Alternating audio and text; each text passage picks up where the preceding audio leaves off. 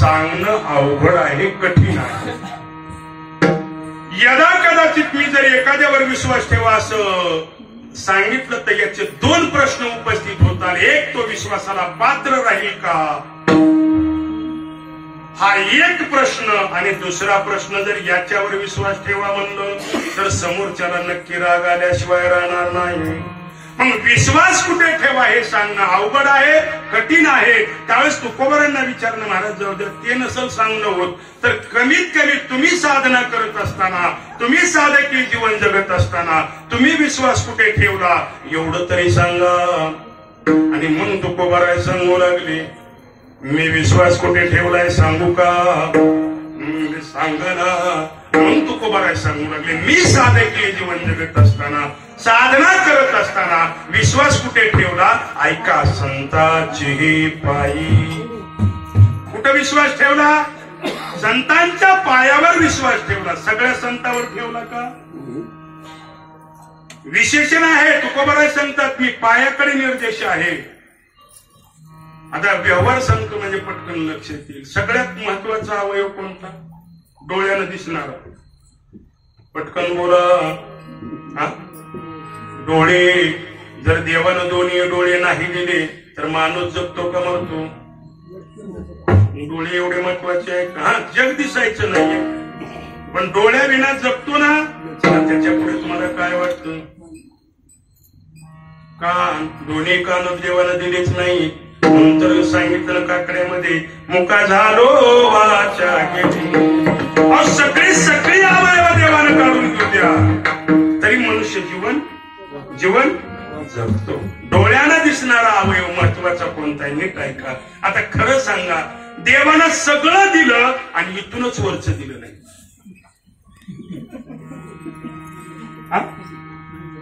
जगत नाही. मग तुकोबारांनी म्हणायला पाहिजे होतं ना, संताची हे डोकी किंवा संताची हे माती. पण तुकोबारांनी कुठं सांगितलं, संताची हे पाय. पाय का पवित्र आहेत, पाय का श्रेष्ठ आहेत, पायाकडे का तुकोबारांनी निर्देश केला, नीट ऐका. ज्या साधू संतांच्या पायाच्या धुळीच्या कणाची इच्छा भगवान परमात्मा करतो, एवढी संतांच्या पायाची धूळ पवित्र असते.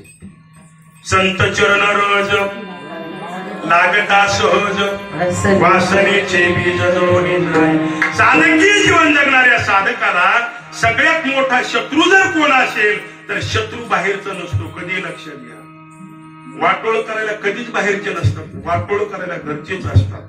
म्हणजे घरातल्या व्यवहारातलं सांगत नाही मी, वाटोळ कुणाचं आणि कोण घरचे करतात. नीट ऐका, आपल्याला व्यवहार अजिबात मुळीच पाहायचा नाही आणि डोक्यात सुद्धा घ्यायचा नाही. पण कोणता, या ठिकाणी जो देह आहे, या देहाचं वाटोळ जर करणारा कोण असेल तर याला बाहेरचा नाही, तुमच्या घरातलेच आहे. आणि ते म्हणजे वासना. आणि ही जर वासना समूळ उच्चाटन करायची असेल तर संत चरण रज लागता सहज, वासनेचे बीज जळून जाई. दादा, त्या संतांच्या चरणाच्या धुळीच्या कणानं वासनेचं बीज समूळ नष्ट होतं. म्हणून तुकोबारांनी सांगितलं, माझा संतांच्या पायावर विश्वास आहे. आता पाय का पवित्र असतात म्हणले, महाराज आम्ही 3 टाइम साबण लावून स्वच्छ करू, नाना प्रकारचं काय करायचे ते करू, पण पाय पवित्र आणि शुद्ध कुणाचे असतात नीट ऐका. ज्या महात्म्यांचं जीवन शुद्ध आणि पवित्र आहे, ज्या महात्म्यांचं जीवन आचरण शुद्ध आहे, अशा महात्म्यांचे चरण पवित्र असतात. महाराज तुमचं डोकं आमच्या घराला लागू द्या. काय म्हणते मी म्हणलं झोपले का जागे, काय म्हणते महाराज तुमचे हात आमच्या, महाराज तुमचे पाय आमच्या घराला लागू द्या. का, ज्या महात्म्यांचं जीवन शुद्ध आणि पवित्र आणि आचरण पवित्र आहे अशा महात्म्यांचे चरण शुद्ध असतात, पवित्र असतात. कारण का, भगवान परमात्मा सुद्धा संतांच्या पायाच्या धुळीच्या कणाची अंगावर पडावी म्हणून इच्छा व्यक्त करतो, इच्छा व्यक्त करतो. म्हणून तुकोबाराय सांगतात, संताची हे पायी. हा माझा तुम्हाला ठेवायचा ठेवा, पण मी विश्वास ठेवून साधना केली. व्यवहार सांगतो म्हणजे लक्षात येईल. प्रपंच असो अथवा परमार्थ असो, विश्वास ठेवल्याशिवाय दोन्हीही सिद्धीला जात नाही. दुकानदाराचा मुनिमावर विश्वास असावाच लागतो. सासूचा सुनेवर बोला ना. अहो जर विश्वास नसता तर किचन ताब्यात दिला असतं सुनेची. अहो विश्वास आहे म्हणून किचन ताब्यात आहे दुसऱ्याच दिवशी. कारण कुठेतरी विश्वास ठेवल्याशिवाय परमार्थ किंवा प्रपंच सिद्धीला जात नाहीये. तुकोबारांनी सांगितलं तत्वज्ञानाप्रमाणे मी साधकीय जीवन जगत असताना विश्वास ठेवला आणि ते विश्वासाचं ठिकाण म्हणजे संतांची पाय. म्हणले महाराज विश्वास ठेवल्यामुळं काय झालं. तेची माझे हित करीती जेणे हा गोपाळ करी. या जगामध्ये फायदा करणारा वर्ग जर कोणता असेल तर या जगात फायदा करणारे वर्ग 3 आहे. याच्यामधला पहिला जो वर्ग आहे तो जन्म दिलेले मायबाप. दुसरा जो वर्ग आहे ते संत आणि तिसरा जो वर्ग आहे त्या भगवंतानं आपल्याला मृत्यूलोकात जन्माला घातलं तो भगवंत. मायबाप, संत आणि भगवंत. सगळं फायदा हित करणारा वर्ग जर कोण असेल तर ते संत आहे. आपल्या लेकराचं पुरेपूर हित व्हावं असं ज्यांना वाटतं ते जन्म दिलेले मायबाप आहे. आणि जगाचं विश्वाचं कल्याण व्हावं हे ज्याला वाटतं तो भगवंत आहे. म्हणून हित करणारा वर्ग 3च आहे. बाकी म्हणायचं नाही आम्ही लई त्यांचं हित केलं. अजिबात नाही. तुम्ही हित केलं पण कुठला तरी मतलब करून केलं. विनाकारण तुम्ही हित करायला कुणाचे मोकळे नाही. या जगामध्ये निस्वार्थ प्रेम करणारे फक्त 3च आहे. एक जन्म दिलेले मायबाप ते फक्त आपल्याच लेकराचं हित करतील का शेजाऱ्याचे लेकराचं. पटकन बोला ना. आपलं लेकरू तळतळून राहिल्यावर आई लवकर उठून पाचते का शेजाऱ्याचे. आपल्या लेकराचं हित करणारे आई वडील आहेत. जगाचं हित करणारे संत आहेत आणि या विश्वाचं हित करणारे देव आहे. म्हणून या मृत्यू लोकामध्ये हित करणारे 3 तेचे माझे हित करी सखोल. म्हणजे कोणतंही जेणे हा गोपाळ कृपा करी. त्या साधू संतांच्या माध्यमातून भगवंतानं आमच्यावर कृपा केली. कृपा असल्याशिवाय जगात कुठलीही गोष्ट मिळत नसते. याच्यासाठी पहिली कृपा आपल्या आई वडिलांची लागते. दुसरी कृपा आपल्या सद्गुरूंची लागते. तिसरी कृपा साधू संतांची लागते आणि चौथी कृपा आपल्या गेलेल्या पूर्वजांची लागते. आणि त्याच्या अगोदर सांगतो पूर्वजन्मात सुद्धा आपलं काहीतरी सुकृत चांगलं असावं लागतं. त्याच अर्थी कुठेतरी आपल्यावर कृपा होत असते.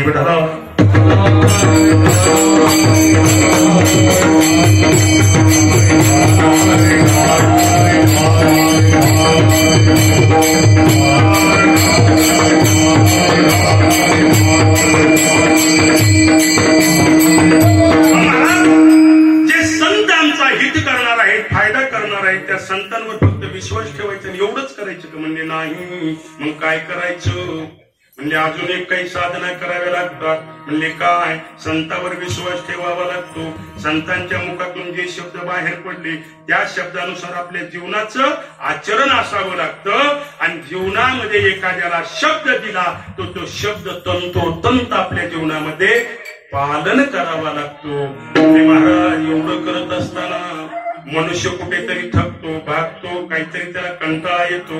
मग अशा वेळी संत मदत करतात का. तुकोबाराय सांगतात भागलिये मज वाहतील त्यांची आणि जोडे सर्व स्वरूप. तिसऱ्या चरणाचा पूर्वार्ध थोडासा शब्दशार्थ लक्षात न घेता या शब्दाचा भावार्थ लक्षात घ्या. भागरी म्हणजे थकवा येणे. मज म्हणजे मला. कडिये म्हणजे काकाला. संत आपल्याला काकाला घेऊन फिरायला मोकळे. मग याचा अर्थ काय आहे. साधकीय जीवन जगत असताना साधक जर साध्यापर्यंत नाही पोहोचला तर अशा वेळी साधकाच्या जीवनामध्ये निराशा येण्याची दाट शक्यता असते. म्हणून संत त्या साधकाला साधनेवर स्थिर ठेवण्याचं काम करतात. म्हणून भाग दे मोज वाहतील कडी त्यांची आणि जोडे सर्व सुख. आणि आपण ज्याच्यासाठी दिवस रात्र प्रयत्न करतो ना ते सुखासाठी का दुःखासाठी. मिळालं का. प्रयत्न कशासाठी आहे आणि मिळतंय का.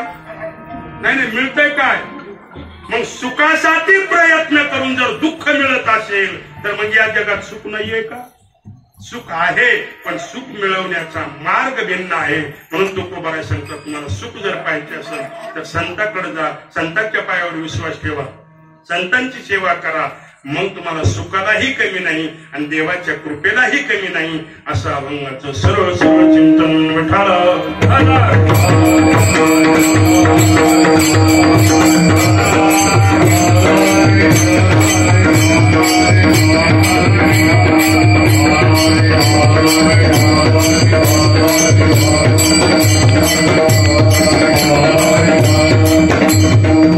आज खूप पवित्र दिवस. आज कार्तिकी या मृत्यू लोकांमध्ये 4 पर्व काळ आहेत. आषाढी, कार्तिकी, माघ आणि चैत्र. किती पर्व काळ सांगितले? भगवान परमात्म्यानं सांगितलं या 4 मोठ्या एकादशी आहेत. कोणती? आषाढी, दुसरी कार्तिकी, तिसरी माघवारी, चौथी चैत्रवारी. या 4 एकादशी वारकऱ्यांनी कमीत कमी चुकवू नये. 12 महिन्याच्या जर करणं होत नसतील तर कमीत कमी 4 आणि पुढे भगवंताच्या मुखातून ऐका. जर तुम्हाला दर महिन्याला पंढरपूरला येणंच होत नसेल, भगवान परमात्म्यानं स्वतःच्या मुखानं नामदेव राहायला सांगितलं. आज पर्व काळ आहे कार्तिकी एकादशीचा आणि या एकादशीच्या निमित्तानं, पुण्यस्मरणाच्या निमित्तानं संपूर्ण चन्नागिरी परिवारांच्या माध्यमातून या कीर्तनरूपी सेवेचं आयोजन. आणि या अभंगाद्वारे तुकोबाराय कृपा सांगतात. भगवंताची कृपा कधी होत असते? साधकीय जीवन जगत असताना प्रत्येकाला वाटतं देव भेटावा. वाटतो का नाही? भूत भेटावं. भूताचं स्वप्न जर पडले तर माणसं रात्र रात्र झोपत नाही. खरंच सांगा बरं, आपण देवाची आठवण करतो का भूताची आठवण करतो? आणि स्वप्नात कोण येतं? असं उलट का होत असेल? अपेक्षा करतो एका गोष्टीची आणि पदरात पडतं. खरं सांगा, आपण झोपण्याच्या पूर्वी चांगले विचार करून झोपतो, पण रात्रभर आपल्याला वाईट विचार काय करतात? सतवतात, झोपू देत नाहीये. आणि कीर्तनाला आल्याबरोबर मात्र झोप लागल्याशिवाय घरी झोप आणि कीर्तनात आल्यावर शेव येत नाही. म्हणले महाराज काय कीर्तन सुंदर झालं, कधी वेळ निघून गेला कळालंच नाही. म्हणून आपण कोणता घेतला होता? हा नाही, बाकी काय आपल्याला लक्षात नाही. मग कीर्तन काय चांगलं झालं. काय सांगावं म्हणजे महाराज, रोज 2-2 वाजता रात्री घरी झोप येत नाही. तुमच्या कीर्तनाला आल्याबरोबर जे डोळा लागला ते आरती झाल्यावर लोकांनी उठवलं, चला घरी, महाराज गेले गावाकडे. आता म्हणजे कीर्तनात झोप कशासाठी येते? नीट ऐका दादा. कीर्तनात झोप विनाकारण येत नसते आणि घरी का झोप येत नाही याचं कारण आहे का? कीर्तनात जर झोप आली तर मनामध्ये आपण ठरवायचं, कुणाला दाखवायचं नाही, कुणाला विचारायचं नाही. मी भविष्य सांगतो तुमचं स्वतःच. कीर्तनात यदा कदाचित जर गेटच्या मध्ये येताना जर जांभळी आली तर समजायचं आपलं कुठंतरी पाप उलट शिल्लक राहिले. आणि कीर्तनात बसून जांभळी येऊन जर झोप नाही आली तर तेवढ्यावर उरकलंय. आणि इथं येऊन जर जांभळी आली, इथं आल्याबरोबर घालेल लोटांगण केलं तर समजायचं आपलं पाप अजून भरपूर शिल्लक आहे. तुकोबारायांचं प्रमाण आहे का? पळवून गेली या झोप होते पाप आरोग्य. ते जर पाप शिल्लक असेल तर कीर्तनात बसल्यावर झोप येते. नाहीतर कीर्तन किती तास चाललं, 11 का वाजले कळत नाही. समजायचं आपलं कुठलं पाप शिल्लक राहिलं नाही. अभ्यास करणार वरी करणे लागू नाही. तो अभ्यास वगैरे करणं कमी झालं, काय अडचण नाही. आपल्याला चल. या भंगाच्या द्वारा तुकोबाराय चिंतन करत असताना, साधकीय जीवन जगत असताना, साधना करत असताना कुठेतरी विश्वास ठेवावा. आपल्याला देव का भेटत नाही? आपण नको तिथं विश्वास ठेवतो आणि नको तिथं विश्वास ठेवल्यामुळे आपल्याला अडचणीला सामोरं जावं लागतं. विश्वास ठेवायचे संतांवर. आता मृत्यू लोकांमध्ये संत कुणाला म्हणायचं? नीट ऐका. एकानं सुंदर व्याख्या सांगितली. महाराज, पांढरे शुभ्र वस्त्र आहे त्याला संत म्हणा. पांढरे शुभ्र वस्त्र आहे, कपाळाला चंदनाचा टिळा आहे, गळ्यात तुळशीची माळ आहे, त्याला संत म्हणा. अजिबात म्हणू नका. म्हणजे का? काय बोललाशी वरडिया रंगा. त्याचा वर्ण रंग बघू नका, त्याचा अंतरंग बघा. कधीही एक गोष्ट लक्षात ठेवायची, कीर्तनकारानं 2 तास कीर्तन काय चांगलं सांगितलं याच्यापेक्षा 22 तास तो कसं वागतो याच्यावर जास्त लक्ष ठेवायचं. वा वा वा, काय कीर्तन 2 तास कीर्तन, 22 तास काय करते ते आधी बघा. सांगताना नीट सांगते पण करताना वेगळं करते. म्हणून सांगितलं काय बोलत असेल वरगिया रंगा मधलं पहा. वरचं जर पाहिलं तर घोटाळा कसा होतो. नीट ऐका, नीट ऐका. एका सरोवराच्या काठावर एक बगळा, पांढरा शुभ्र बगळा एका पायावर उभा आहे. एका पायावर पांढरा शुभ्र बगळा आहे. पांढरा शुभ्र. तळ्याच्या काठावर तो उभा आहे एका पायावर. आता लक्षण वरले सांगितले, बाह्य लक्षण सांगितले. पांढरा शुभ्र बगळा आहे आणि एका पायावर तळ्याच्या काठावर उभा आहे. डोळे बंद आहेत. त्या तळ्यात असणारे सगळे जलचर पाहू लागले. 1 घंटा झालं, 2 घंटे झालं, 3 घंटे झालं. एका पायावर डोळे उघडे नाहीत. त्या पाण्यात असणाऱ्या माशाने विचार केला, बापरे कुणीतरी महात्मा दिसतोय. एका पायावर डोळे बंद करून उभा आहे. आणि मग ते मोठे मोठे मासे खेकडे तिकडे येऊ लागले पण ते बगळा बघ सुद्धा नाही गेला. आणि मग ते मोठे मोठे इकडून तिकडे फिरू लागले. 3 तास झालं, 4 तास झालं, 5 घंटे झालं आणि 5-6 घंटे झाल्याच्या नंतर ते मासे होते, ते मोठे मोठे मासे, त्या माशाचा जो मेन पुढारी होता तो पुढे आला आणि त्या माशानं विचारलं, महाराज जय हरी. महाराज म्हणले जय हरी. माशाने विचारलं कसं काय आमच्या घरी. एखाद्याला जय हरी जर म्हणलं ना ते म्हणतात वा पुढच्या घरी. काय आमच्या घरी, चला वा पुढे. तसं माशाने विचारलं महाराज कसं काय आमच्या घरी. असं बोलले तर ते बगळा रडायला लागला. आता रडायला लागल्यावर त्या माशाला कळत नाही हे बगळा का रडू लागलाय म्हणून.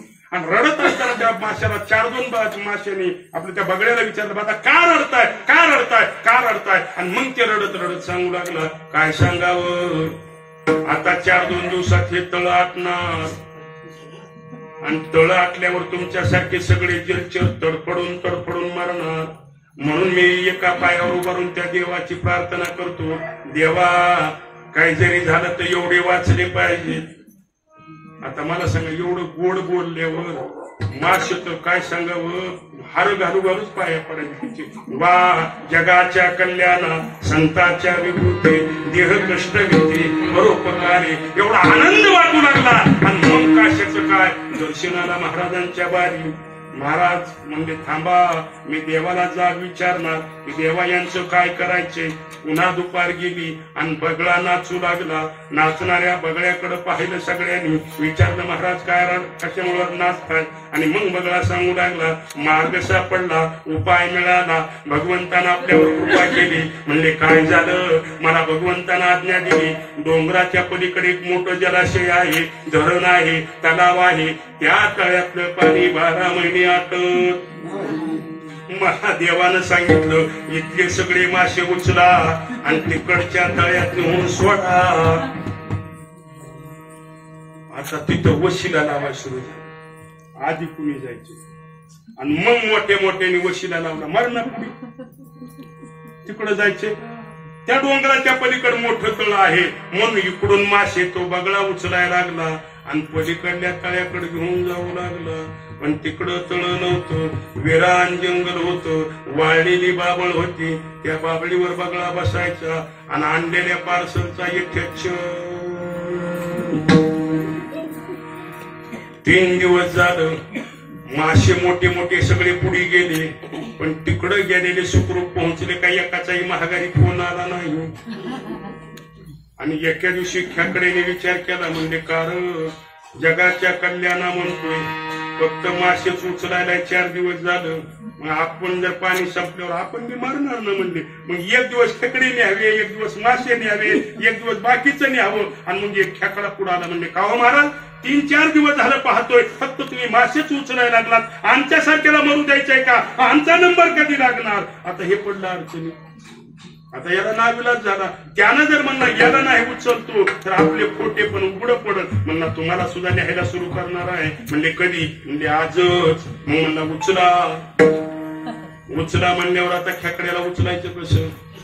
ते खेकडा असा मासा सरळ पटकन चोंचीत पकडायचा आणि घेऊन जायचा. पण खेकड्याला धरायची नाही गेलं. खेकड्यानं याच्या मनातला डाव ओळखला होता. म्हणलं काहीतरी. आणि मग खेकडा म्हणला महाराज तुम्ही कशाला टेन्शन घेता? तुम्हाला जर चोंचीत पकडता येत नसेल तर मीच तुमच्या गळ्याला मिठी मारतो ना. पुढच्या त्या खेकड्याच्या. आणि मग त्या बगड्याला त्या खेकड्यानं काय केलं? असं गळ्याला मिठी मारली. आणि मग गच्च मिठी मारली. आणि बगळा खेकड्याला घेऊन पलीकड डोंगराच्या निघाला. खेकडा खाली बघत होता. डोंगराच्या पलीकडे गेल्याच्या नंतर खेकड्याच्या लक्षात आलं इथं जलाशय सरोवर तलाव काहीच नाही. आणि शेवटी बगळा ज्या झाडावर येत होता त्या झाडावर बसला. बसल्याबरोबर त्या खेकड्याचं लक्ष खाली गेलं तर तिथं सगळे माशाचे काय होते? हाडं आणि पंख होते. आणि मग बगळ्याच्या मनातला कावा खेकड्यानं ओळखला. गळ्याला मिठी मारलेली होती. जसं मिठी होती तशीच करकचून मिठी आवळली आणि क्षणात त्या बगळ्याचा त्या खेकड्यानं घात केला. असा जर बगळ्यासारखा संत भेटला तर जीवनामध्ये पतन झाल्याशिवाय राहतो. तुकोबारांनी सांगितलं वरल्या रंगाला बोलू नका, अंतरंग पहा. आणि या अंतरंगाला पाहून दादा संत हे दिसायला जरी माणसं असतील तरी संत नेमकं कोण आहेत ऐका. देवते संत निमित्त त्या प्रतिमा. आता नीट ऐका. ज्ञानोबा कोण होते? ज्ञानोबा. आणि जर आम्हाला एवढं माहिती असतं तर तुम्हाला कशाला बोलविलं असतं? आम्ही बघितलं असतं कोण होते. महाविष्णूचा अवतार सखा माझा. दररोज म्हणतो ना प्रगट गुह्य बोले.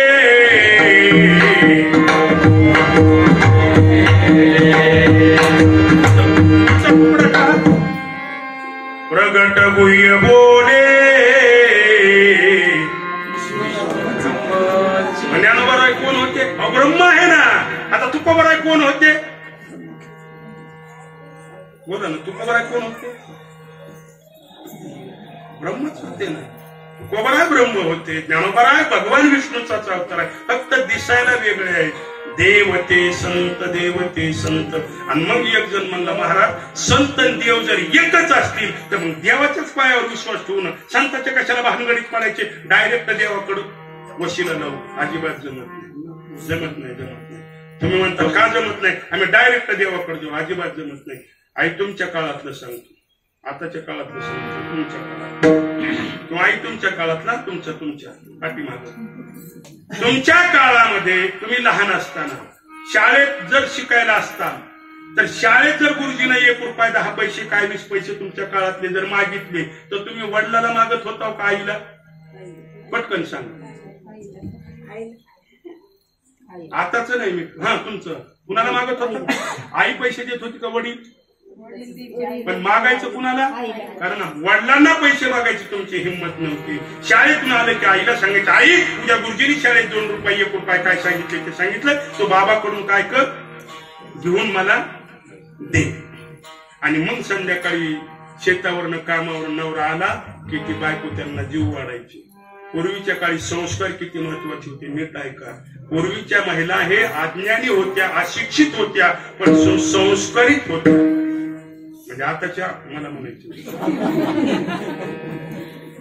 बरोबर आहे. आता नीट ऐका. पहिल्या महिला दिसाय जरी अशिक्षित असल्या तर वागाय खूप सुशिक्षित होत्या. नीट ऐका. शेतावर दिवसभर काम करून आलेला नवरा त्या नवऱ्याला जीव वाढत असताना पहिली स्त्री म्हणजे त्यांची पहिली बायको ते कधीच ताटात 2 भाकरी एकदाच मोडून ठेवत नव्हती. कोर आरतीनं कोरानं वाढत राहायची आणि समोर बसायची. आताच काय ती मला माहिती तुमचं. आता किती खातं एकदा त्याचं माप कळालं की एकदा 2-2.5 चपात्या ठोल्या गोपल्या ठेवल्यासारखं खाऊ वाटलं का? बस मला काही धंदा दुसरा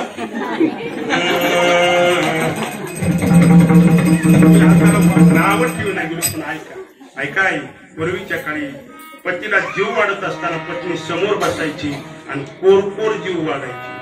मुलीनं 4 वाजता सांगितले शाळेत 1 रुपये, पण ती नवऱ्याला कधीच आल्या म्हणत नव्हती. नवऱ्यानं 2-2.5 भाकरी खाल्ल्या आणि पहिला ढेकर दिला, पाणी पिलं की मग म्हणायची अहो ऐकलं का, काय ताईला शाळेत 1 रुपया लागणार आहे, शाळेत 1 रुपया द्या. कधी म्हणायची? जेवण झाल्यावर. आता पिशवी बी टिकू देत नाही. ते ऑफिस मधून वाईट टाकून आलेलं असते, दार ऐकलं का, ते अगोदर तर दिवसभर परेशान होऊन आलं, त्याला चहा नाही पाणी नाही, सगळं अगोदर दिवसभर घाललं, अजिबात नाही. आणि मग सांगायचं हो आपल्या दिदीला 1 रुपया शाळेत लागणार आहे, तुम्ही काय करा, जागा आहे मध्ये यामध्ये भैया मध्ये या जागा आहे. विठाला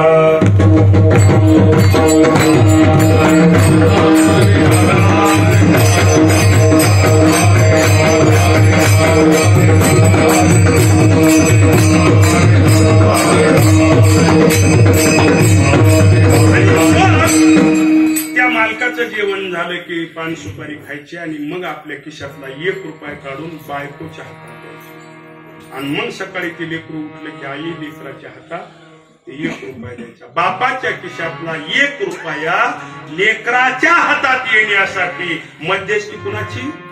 आईची. तसं देव बाजारचा भाजीपाला नाही, उठलं की कुणी आणायला. देवाला जर प्राप्त करायचं असेल तर मध्यस्थी संतांची लागते. पहिल्या सांगितला दृष्टांत कोणता? बापाचा 1 रुपया मुलाच्या हातावर येण्यासाठी मध्यस्थी आईची. आताचा काळ वेगळा आहे. आता फक्त नवरा घरी यायलाच उशीर, पॅन्ट अडकायलाच उशीर, नवरा हातपाय धुवायला गेला की बायको अर्धी काढून घेते, आई किचन वाटेवर गेले की पोरगी अर्धी काढून घेते, आणि बहीण मध्ये गेले की राहिलेले भाऊ काढून घेते. हे सकाळी पॅन्ट घेऊन दुकानाला जाते, खिशात हात घालते, तर रुपये नाही घेतले वाटतं काढून घालीन वाटाण. खूप सुंदर गोड गोड गोड गोड चला. तसं देव बाजारचा भाजीपाला नाही, कुणी जावान उचलून आणणार. कारण देव परीक्षा संतांकडून घेतं आणि एकदा जर संतांनी त्या जीवाचा स्वीकार केला तर देवाला स्वीकार करावाच लागतो. म्हणून मध्यस्थी संतांची आहे, संताकडे जा. पण संत अंतरंग बघा, बहिरंग बघू नका. एखाद्यानं चमत्कार जर करून दाखवला तर तो संत आहे असं समजू नका. कारण चमत्कारामध्ये बरीच माणसं कुठंतरी फसल्या जातात. आता नीट दृष्टांत ऐका. एका जंगलामध्ये एक उन्मत्त हत्ती राहत होता आणि त्या हत्तीनं सगळ्या जंगलातल्या प्राण्यांना जीवन जगणं अशक्य केलं होतं. तो एवढा उन्मत्त हत्ती होता, जंगलाचा राजा सिंह याच्याकडे सगळ्या श्वापदांनी गारानं नेलं. म्हणजे महाराज हत्तीचा बंदोबस्त करा. सिंह म्हणला मी जरी राजा असेल तर हत्ती काय आपल्याला झेपणा गेला, का झेपतच नव्हता. मग काय करावं, हत्तीचा बंदोबस्त कसा करायचा, ज्याच्या त्याच्या पद्धतीनं विचार विनिमय सुरू झाला. आणि मग कोल्याची बैठक बसली. कुणाची? कोल्याची. आणि कोल्याच्या बैठकीमध्ये विषय सुरू झाला की हत्तीचा बंदोबस्त कसा करायचा. आता मला सांगा, सिंहासारख्याने हात टेकली तिथं बंदोबस्त करायला कोण तयार झाले? जिथं उंट वाहून गेला पाण्यात आणि शिळी काठावर आली म्हणली पाणी किती आहे, वाहून कोण गेलं अगोदर, आणि शिळी विचारली पलीकडे जायचे पाणी किती आहे. असे किती उंट गेले, तसं किती जण परेशान झाले तरी त्या हत्तीचा बंदोबस्त करू शकले नाही. पण बैठक बसली कुणाची? कोल्याची. आता कोले विचार करू लागले की हत्तीचा बंदोबस्त करायचा कसा करायचा. त्याच्यात सगळ्यात लहान पिलू होतं कोल्याचं. तो टुमकून उडी मारली आणि त्यानं म्हणला आपण हत्तीचा बंदोबस्त करतो. त्याची माय म्हणली एवढं जीवन नकोसं झालंय का, मरायचंय का. आणि सगळ्यांनी हात टेकले. त्यानं म्हणलं मम्मी तू शांत राहा, मी बंदोबस्त करतो. म्हणजे कसं काय करणार, तुम्ही टेन्शन घेऊ नका. आणि मग हत्तीचा बंदोबस्त करायचा तर कोल्याच्या पिल्यानं ठरवलं. त्यानं जाताना एक रस्ता बघितला की पूर्वीच्या काळी खेड्यातल्या माणसाला माहिती डेरा असायचा नदीच्या काठावर किंवा नदीच्या ह्याच्यात, बरोबर. डेरा वरून वाळलेलं दिसतंय पण त्या डेऱ्यात जर गेलं तर नशिबानच महागारी येते, पुन्हा महागारी येणे नाही. कारण ते डेऱ्याची अवस्थाच अशी असते, ते किती खोल आहे ते बी कळत नसते. त्या कोल्यानं जाताना असा डेरा रस्त्यात बघितला. हत्ती तिकडं बसलेला होता, जिथं बसलाय त्या रस्त्यावर त्यानं ते डेरा शोधला आणि ते कोल्याचं टुन उड्या मारी त्या हत्ती कशी गेलं. पण ते 10 फुटावर हत्ती बसला होता, अलीकडे 10 फूट थांबलं आणि कोल्याचं पिलू मोठमोठ्यानं ओरडू लागलं, महाराज तुमचा विजय असो, महाराज तुमचा विजय असो, महाराज तुमचा विजय असो. हत्ती विचार करू लागला, इथं तर मी एकटाच आहे, मग कोल महाराज कुणाला म्हणाले. म्हणून हत्तीनं इकडे पाहिलं पण कुणीच दिसना. आणि मग हत्तीनं विचारलं, कोल्या तू महाराज कुणाला म्हणायलास. आणि मग कोल म्हणू लागलं, अहो महाराज तुम्हीच ना, तुमच्यासारखा महाराज असताना दुसऱ्याला आम्ही कशाला महाराज म्हणावं. यानं म्हणलं, कुठं संस्कृत शिकाय गेलो नाही, मी कवा महाराज झालो. आणि महाराज या शब्दाला ते हत्ती बोललो. त्यानं म्हणला, महाराज हो महाराज, आज या जंगलामध्ये सगळ्यांच्या मतानं ठरलं की आजपासून या जंगलाचा राजा सिंह न राहता तुम्हाला तो अधिकार द्यायचा. कुणाला सांगत होतं? कोण? कोल्याचं सगळ्यात लहान पिलू. कुणाला? उन्मत हत्तीला, ज्याच्या पुढे त्या गजराच्या सिंहानं डोकं टेकलं त्या हत्तीला सांग.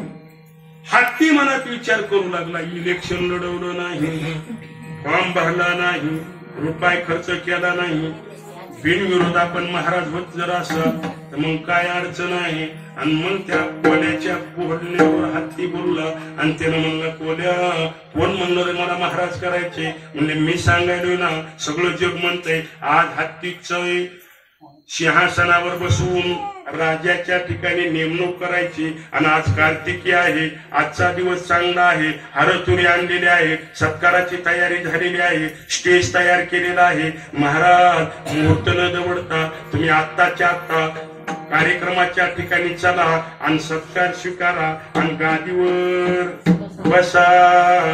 वा, हत्ती म्हणला, विनासायास आपल्याला पद भेटलं. कोलं टुन उड्या मारीत पुढं पळू लागलं. त्या हारातुऱ्याच्या भ्रमामध्ये हत्ती त्या कोल्याच्या माग पळू लागला. मी राजा होणार, मी राजा होणार.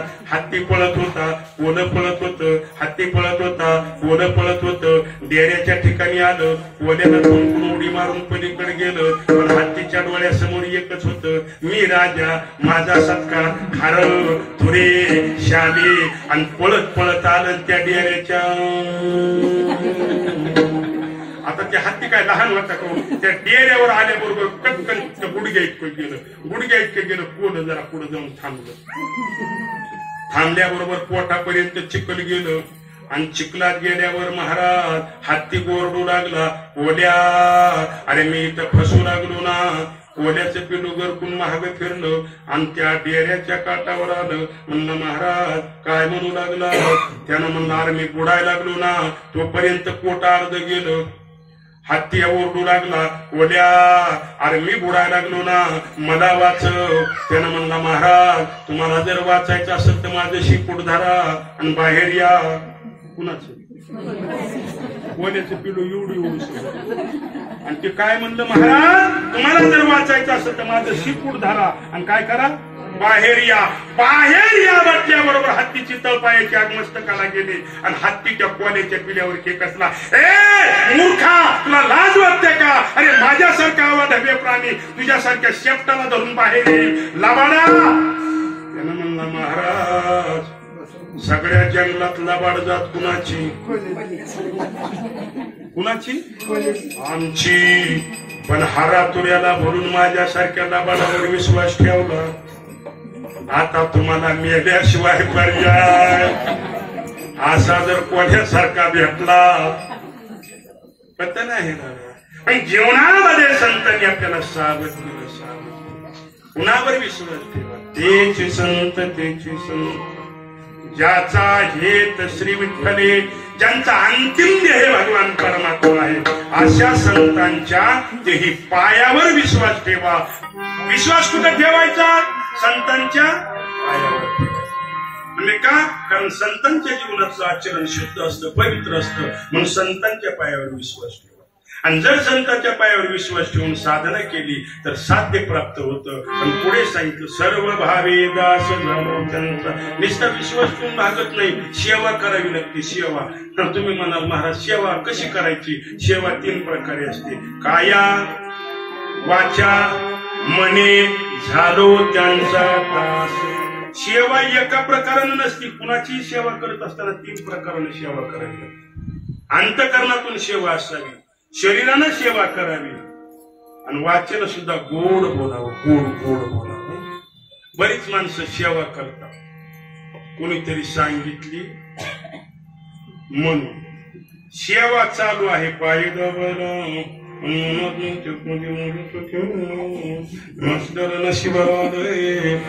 सेवाला उपयोग काही उपयोग नाही, फक्त तुमचे कष्ट तेवढे वाया गेले असं समजा. पण एखादा माणूस सेवा करतोय, अंतःकरणामध्ये शुद्ध भाव आहे, पण बोलणं असं आहे की एक वेळ बाण परवडला, पण शब्द मात्र मिळालं होतं का तुमच्या बापाच्या घरी? काय उपयोग आहे? चांगलं गोड जेवून घालायला लागले, त्यांना पोटभर खाऊ घालायला आग्रह करतो आणि कुणावरून जर म्हणलं तर तुमच्या बापाचा काय उपयोग आहे? बोलताना पवित्र असावं, मनामध्ये विचार चांगले असावे आणि शरीरानं सेवा करावी. काय म्हणजे शरीर, मनानं म्हणजे अंतःकरणातून आणि तोंडातून सुद्धा शब्द न लागला असाच निघावा. सेवा चालू आहे, शब्द वाईट आहे, उपयोग नाही. सेवा चांगली आहे, बोलणं गोड आहे, पण मनामध्ये वाईट त्याच्याविषयी अजिबात नाही. काया वाचा मने झालो त्यांचा दास.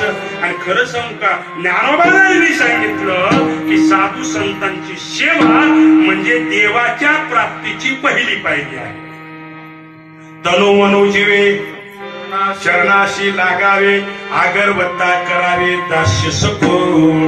आपल्याला साधू संतांचे पाय झोपाबद्दल तर नको वाटतंय, पण श्रीमंताचे पाय झोपायला आपल्याला काही काही माणसं तर एवढे पुढचे आहेत, संतांच्या पायावर डोकं ठेवा म्हणलं की नको वाटतंय, पण एखाद्या श्रीमंत माणसाच्या बुटासही पाया कुणाचं कल्याण होईल त्याचंही नाही. आणि जर पडला तरी पण संताच्या पायावर पाया पडायची आता इकडेच पडली, लांबूनच दूरदर्शी नतमस्तक व्हावं. खरं सांगू का, हे डोकं एवढं पवित्र आहे, हे डोकं जगाच्या पाठीवर जर टेकवायची वेळ आली तर फक्त डोकं 3च ठिकाणी टेकवा, कुठेही टेकवू. एक जन्म दिलेल्या मायबापाच्या पायावर, एक साधू संतांच्या पायावर आणि एक भगवंताच्या पायावर. हे डोकं एवढं सामान्य नाही दादा, डोकं खूप पवित्र आणि श्रेष्ठ आहे. म्हणून या डोक्याला कुठं टेकवायचे? संतांच्या पायावर. माणसं नको तिथं डोकं टेकतात आणि नको तिथं डोकं. संतांच्या पाया पडल्यावर होईलच काय? हे डोकं लावलं म्हणून नको तिथं डोकं टेकायचं नाही आणि नको तिथं डोकं लावायचं नाही. संतांच्या पायावर डोकंच टेकवायचे, तिथं डोकं लावायचं नाही. आणि डोकं लावल्यानं काहीच फरक पडत नाही. संतांची पहिली पायरी देवाच्या प्राप्तीची सांगितली, संतांची सेवा. संतांची सेवा करा. तीही कशी? सर्व भावे दास झालो त्यांचा. आणि मग तू गोबरायला विचारलं का सेवा करायची? त्याची माझे हित करीती सगळं या जगामध्ये हित करणारा वर्ग पहिला सांगितला जन्म दिले. ऐशी कळवळ्याची जाती खरंच सांगा बरं, आई वडील आपल्या लेकरावर प्रेम करतात, स्वार्थ म्हणून का प्रेम म्हणून? हा, दुसऱ्यावर जर आपण शेजाऱ्याच्या लेकरावर केलं तर कुठंतरी स्वार्थ आहे, पण आपल्या स्वतःच्या लेकरावर जर प्रेम केलं तर तिथं स्वार्थ नाही. आता खरं सांगा, आई वडिलासारखं जगामध्ये प्रेम कोण करते? कोण करते? आई बोला ना, कुणीच प्रेम करत आई वडिलासारखं. आता आई जास्त प्रेम करते का वडील जास्त प्रेम? एकच सांगा, कोणतं? दोघं सारखंच करते. आईचं दिसून येते, वडिलांचं दिसून येते. आणि त्यांना म्हणलं काय म्हणतात? आई कोण प्रेम करते सगळ्यात जास्त? काही तुम्हाला काय म्हणतात? सगळ्यात जास्त विचारलं, एक मार्ग असं असं असेल आई सगळ्यात जास्त. काही तुम्हाला काय म्हणतात? आई प्रेम पाठीमाग एक मत का लोक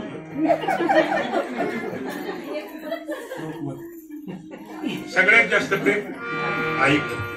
जे आहे का आपल्या कशा जरी पोहोचणार नाही, जे करते की आपल्याला जे दिसते तेच बोलायचे ना, आपल्याला थोडेच वेगळं बोलायचे. सगळ्यात जास्त प्रेम आई करते.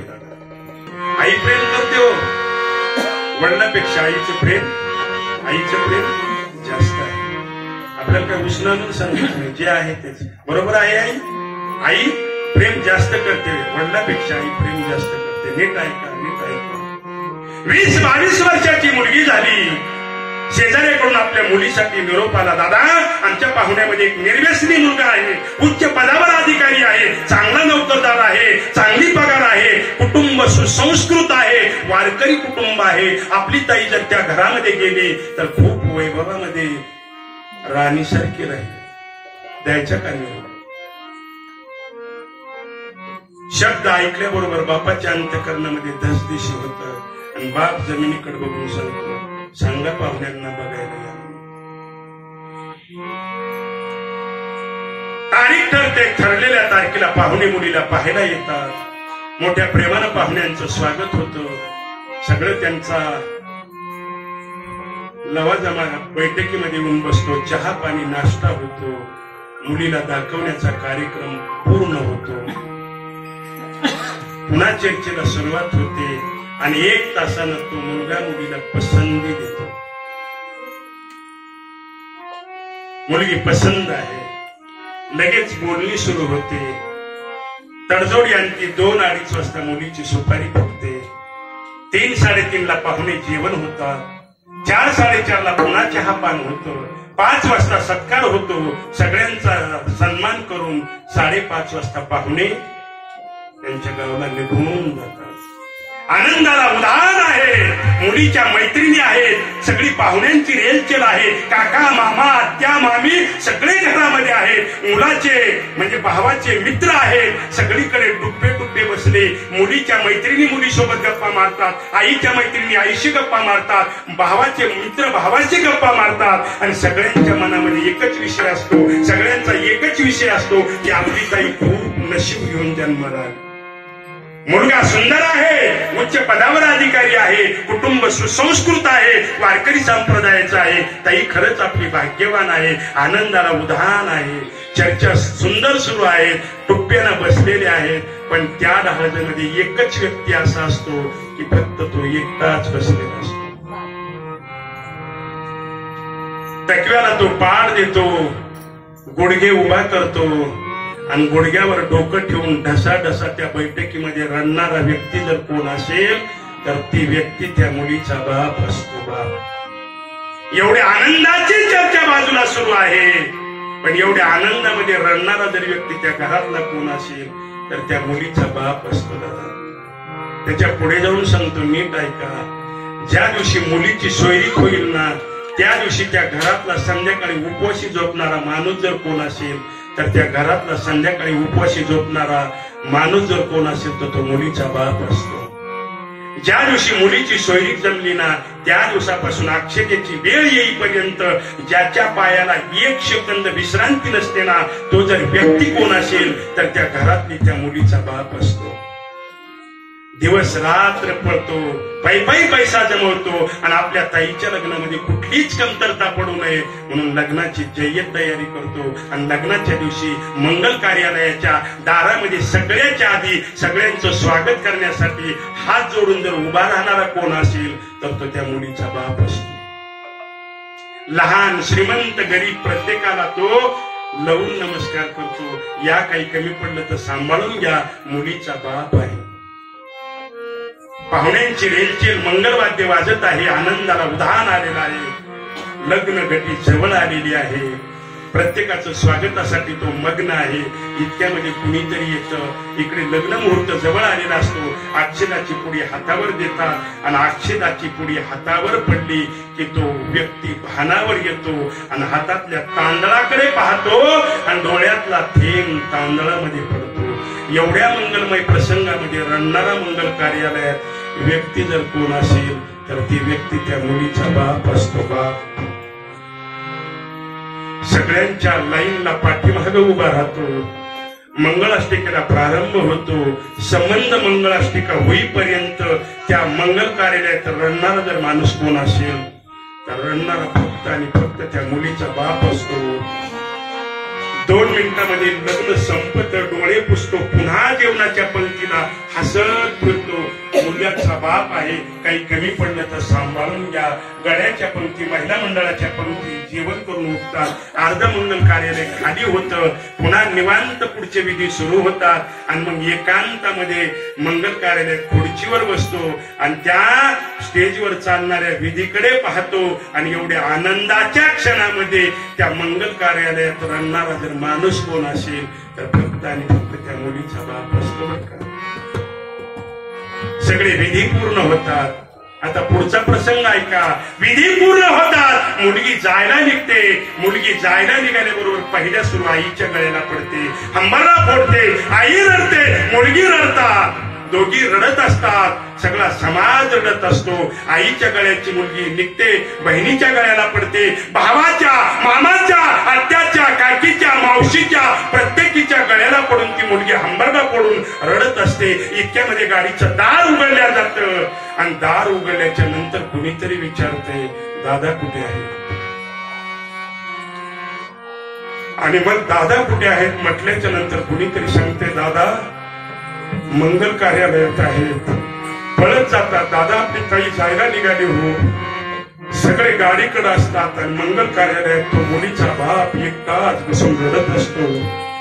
जगाच्या पाठीवर जर मुलीचा बाप जर रडत असेल तर मुलगी दुसऱ्याच्या घरी गाडीत बसताना तो बाप शेवटच्या क्षणाला येतो आणि आपल्या लाडकीच्या गळ्याला मिठी मारतो आणि जगाच्या समोर पहिल्या सुरू हंबरडा पडतो. आता सांगा, सगळ्यात प्रेम आई करते का बाप करतो?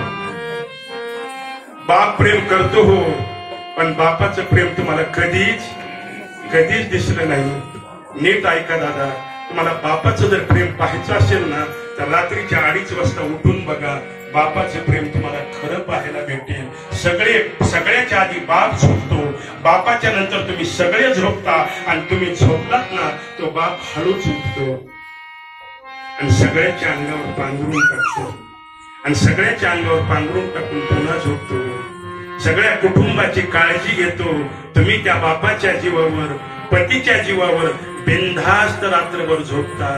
खरं सांगू का, आईही तेवढंच प्रेम करते, पण आई प्रेम दाखवते, पण बाप आयुष्यात कधीच प्रेम दाखवत नाही. नीट ऐका दादा, घराची भिंत ही आई आहे, पण या भिंतीवर जोपर्यंत छत नाही ना तोपर्यंत भिंती काय कामाची आहे दादा?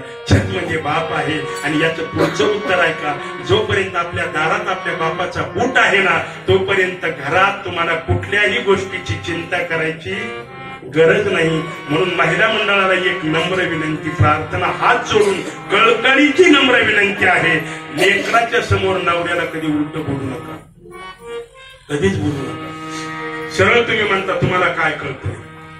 तुम्ही 4 भिंतीच्या मध्ये असता, तो दिवसभर तुमच्यासाठी बाहेर फिरतो आणि तुमच्या इच्छा पूर्ण करण्यासाठी तो दिवसभर किती जणांच्या तरी पाया पडतो, हात जोडतो, विनंत्या करतो आणि घरातल्या सगळ्यांच्या गरजा पूर्ण करण्याचा अहोरात्र प्रयत्न करतो, पण त्याच्या गरजा कधीच मुलीला मिळालेल्या असतात.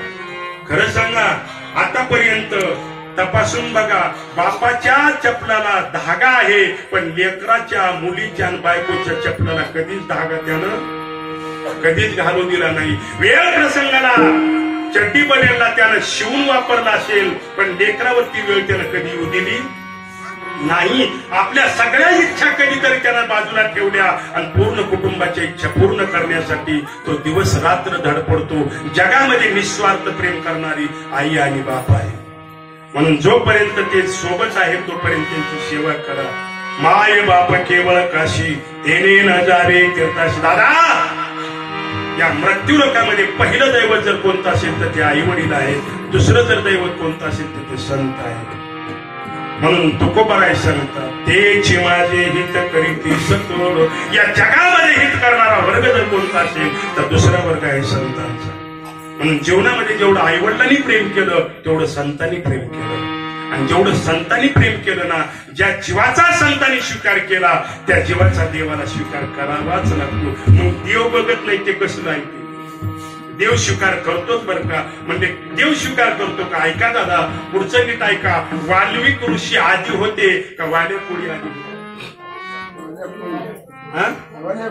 पोळी होता, पण तो कोण झाला? जर मला वाटतंय देवाची वाल्मिक ऋषीची जर गाठ आधी पडली असती समोरासमोर तर काय झालं असतं? नाही नाही, देव आणि ते जर भेटले असते समोरासमोर, सर वाल्या कोळी देव जर भेटले असते, देवाला फक्त एकच माहिती आहे, दुष्टाला मारायचं आणि भक्ताला सांभाळायचं. देव दोनच काम करते, एकाला उचलून धरते आणि एकाला खाली दाबते, कारण देव दोनच काम करते. पण संत श्रेष्ठ का ठरले? ऐका, परिसाची एक ताकद सांगतो. परिस जर लोखंडाला लागला तर सगळ्या लोखंडाचं सोनं करते का? सगळ्याच कोण? परिसाला लागलेल्या सगळ्या लोखंडाचं सोनं करते का? करताय ना? करते. आता नीट ऐका, लोखंडाना 6 महिने मातीत करून ठेवा आणि पुन्हा परिसाला चिटका का? गंजलं. इकडे कितीही गांजलेला आणा, एकदा जर स्पर्श संताचा झाला तर गांजलेला सुद्धा आपल्यासारखं करायची ताकद कुणाकडे आहे? संताकडे. बरीच लोखंडाला लागलं तर सोनं करतं, पण लोखंड चांगलं लागतं, गांजलेलं नसून लागते. इकडे कितीही गांजलेला असू द्या. आता वाल्या पोळी कितीही होता, किती माणसं मारले होते, मने किती रांजण आणि त्याच्यात काय होते? महुरी एवढाले खडे होते, मी बघितले. तुम्ही म्हणा तुम्हाला कसं काय माहिती? आता मी काय, माझं नाव आहे वामन. आता तुमच्या समोर उभा आहे ती 7 फुटाचं आहे आणि त्यावेळेस होतो तेव्हा 3.5 फुटाचं. म्हणजे कधी तुका म्हणे बळी शिवजीला, मी बळीला कुठं आलं का? आणि नारदांची भेट झाल्याबरोबर नारदांनी सांगितलं, वाल्या हे एवढं पाप कुणासाठी करतोय? म्हणजे कुणासाठी? म्हणजे घरच्यासाठी करतोय ना, घरच्यासाठी. म्हणजे कुणासाठी? बायकोसाठी, लेकरासाठी, आई वडिलांसाठी. आणि मग वाल्या पोळ्याला एक प्रश्न विचारला, म्हणजे एवढं पाप करायला या पापात वाटेकरी आहेत का? या पापात वाटेकरी आहे? वाल्या पोळ्यानं असं विचारल्यावर नारद असं म्हणल्यावर वाल्या पोळी म्हणला, बरं मला गोड गोड बोलायला म्हणला, माझ्या पापामध्ये वाटेकरी 100% असायलाच पाहिजे. मला मी कमवून आणतो, ज्या अर्थी घरचे खातात त्या अर्थी वाटेकरी हो का नाही? तुम्ही तर नाहीच म्हणा अजिबात. म्हणून सावध असायचं गडे, कारण आपली जबाबदारी आहे सगळ्यांना जगवायची. मग ते कसं आणलं की तुमचं तुम्ही बघायचं. म्हणून वाल्याला नारदांनी सांगितलं, वाल्या मला सगळे ज्या अर्थी मी सांभाळतो त्या अर्थी माझ्या पापात वाटेकरी. वाल्या घरी गेला, अंगणामध्ये आई वडील बसले होते. आई वडिलांना विचारलं, आई बाबा मी जे कमाई आणतो ती पापाची कमाई आहे आणि या पापात तुम्ही वाटेकरी आहेत का? मायबापांनी सांगितलं, तू लहान असताना तुला तळहातातल्या कोडासारखं सांभाळलं, आता आम्ही म्हातारे झालो, तू पापाचं आणलंस का पुण्याचं आणलंस आम्हाला देणं घेणं नाही, पण जगवण्याची सांभाळण्याची जबाबदारी तुझी आहे. ते कसं सांभाळायचं तू ठरव. आम्ही लहान असताना तुला सांभाळलंय, आता त्याची परतफेड तुला आम्हाला सांभाळायची. मग ते पाप आहे का पुण्य आहे तुझं तू बघ, आम्हाला विचारू नको. पहिला झटका तर दारातच बसला, दुसरा झटका किचन वाटेवर बसला. किचन वाटेवर बायकोला विचारलं, अगं काय म्हणलं? आणि तेव्हापासून नवरी बायकोला म्हणतात अगं. म्हणून मी अगं म्हणणाऱ्या प्रत्येक नवऱ्याला सांगतो, अगं म्हणू नका, भडकली तर पुन्हा आपण चुकतो. आपण अगं म्हणलं किती भडकती, आणि भडकली की लातूरचे बम जरी आणले अगं ती म्हणली का हो, मी जे कमाई केली ती सगळी पापाची आहे.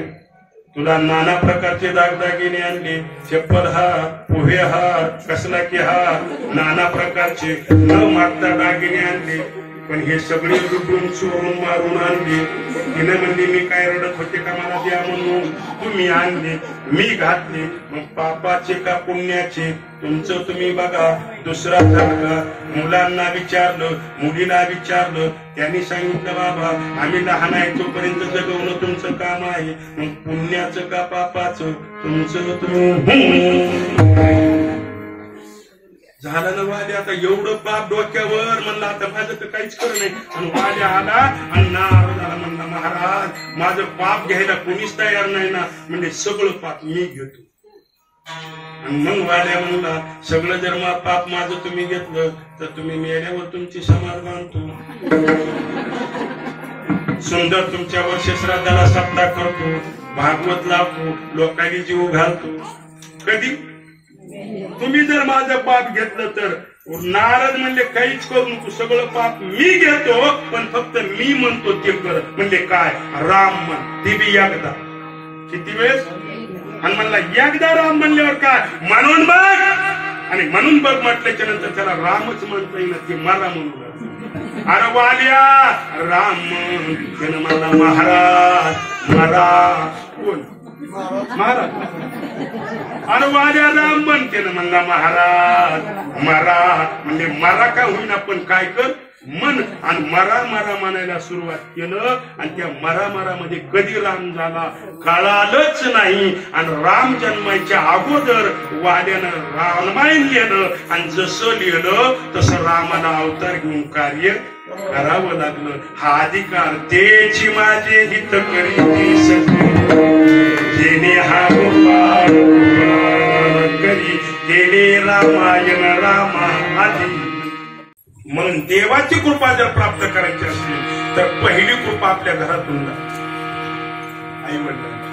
आई-वडिलांची कृपा झाल्याच्या नंतर संतांची कृपा लागते, आणि संतांची कृपा झाल्याशिवाय देव तुमचं कृपा करू शकत नाही. म्हणून तुकोबाराय सांगतात मी संतांच्या पायावर विश्वास ठेवला, संतांची सेवा केली, त्या दिवशी मला भगवंतानं माझ्यावर काय केली? कृपा केली. तेचे माझे हित करी जेणे हा गोपाळ गोपाळ करी.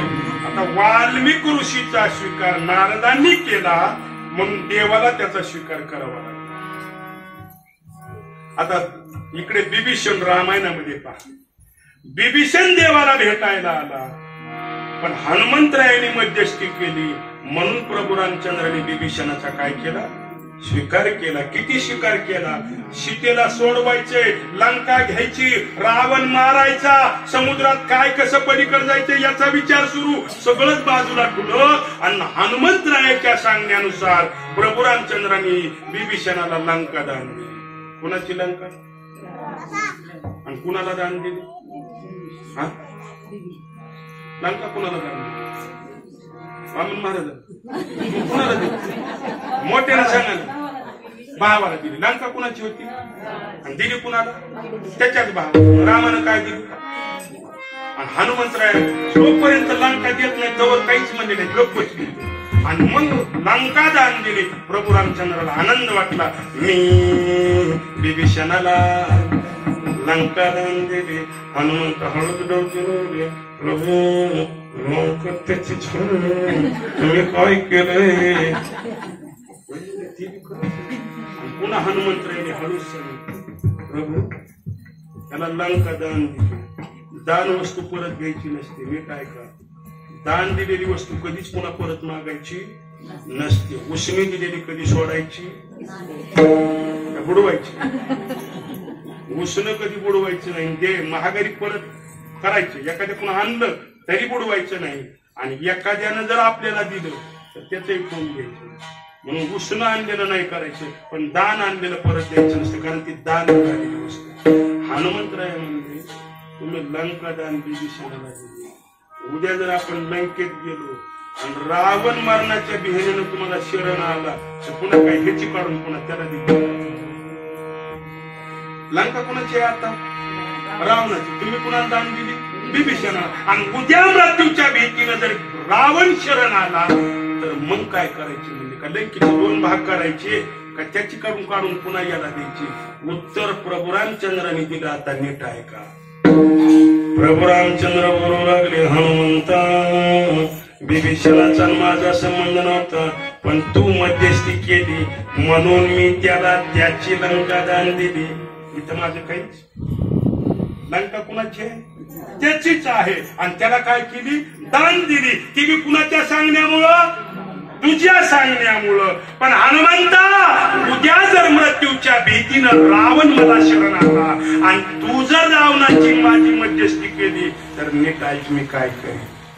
ये सुनियो बिभीषणायो शरण कियो लंका दान.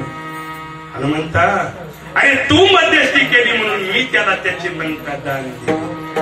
ये सुनियो बिभीषणायो शरण कियो लंका दान. आणि उद्या जर मृत्यूच्या भीतीनं रावण मला शरण आला, हनुमंता आज मला विभीषण शरण आला म्हणून मी त्याला त्याची लंका दिली. पण उद्या जर तू मध्यस्थी केली तर उत्तर आहे. ये सुनियो बिभीषणायो शरण कियो लंका दान. ये सुनियो रावण आयो शरण करूंगा अयोध्या दान. जर तू मध्यस्थी केली तर माझी अयोध्या कुणाला देईल? पण मध्यस्थी कुणाची?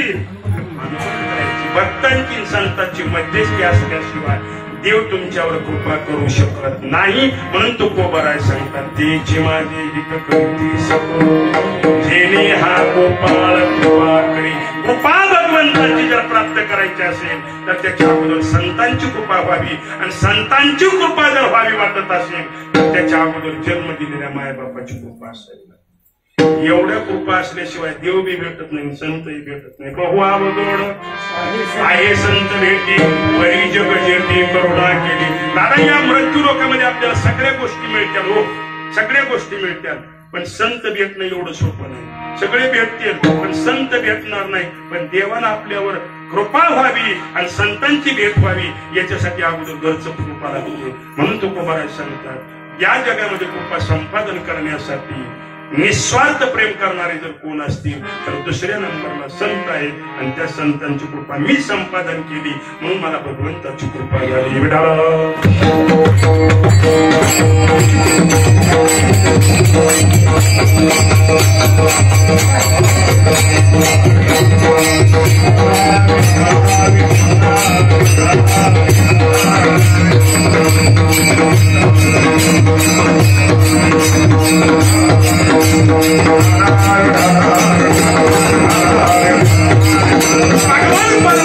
कृपा माझ्यावर केली कुणामुळे? संतांच्या मध्यस्थीमुळे. आणि मग तुकोबारायांना विचारलं, महाराज यदा कदाचित साधना करत असताना, साधकीय जीवन जगत असताना किंवा प्रपंच करत असताना माणसाला कुठंतरी काय येतो? थकवा येतो, माणसाला नकोसं वाटतं.